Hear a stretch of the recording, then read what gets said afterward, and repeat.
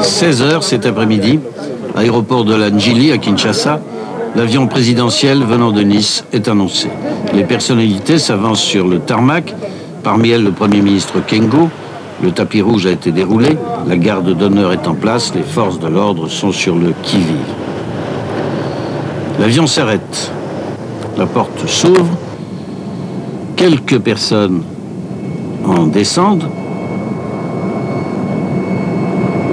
quelques personnes, puis plus rien.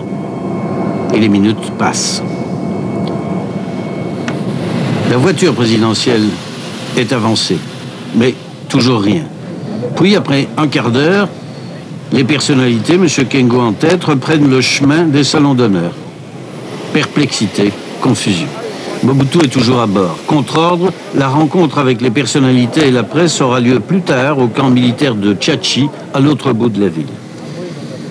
Et brusquement, les journalistes sont invités à ne plus rien filmer, puis à quitter l'aéroport, sans ménagement, du jamais vu, qui ouvre toute grande la porte aux rumeurs les plus folles. Le président Mobutu est certes rentré à Kinshasa, mais question, dans quel état?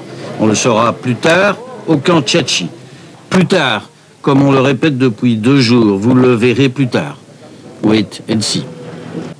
Discussion hier aux alentours du Parlement de transition à Kinshasa. Les députés, en l'absence de la mouvance présidentielle majoritaire, vont, dans la soirée, limoger le Premier ministre Kengo. Un limogeage refusé par le pouvoir comme non conforme aux règles constitutionnelles. Pourtant, d'aucuns, même au sein de la majorité, le considéraient comme inévitable. Ni l'armée, ni le peuple, ni même le Parlement ne se retrouvent plus dans ces gouvernements. C'est un gouvernement qui vient de perdre la guerre. C'est donc un gouvernement qui doit démissionner.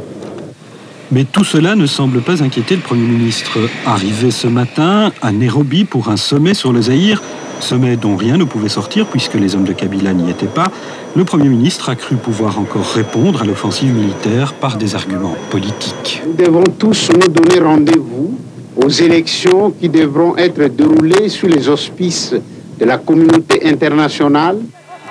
De leur côté, les forces de Kabila, manifestement soutenues par une partie de la population, scène de joie samedi après la prise de Kisangani, ces forces n'en ont rien à faire des jeux politiques de Kinshasa, pas plus d'ailleurs que des appels au cessez-le-feu des Nations Unies.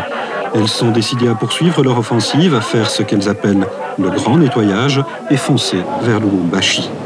À Kinshasa, l'inquiétude monte dans les cercles du pouvoir. La famille du président Mobutu serait même passée de l'autre côté du fleuve, à Brazzaville.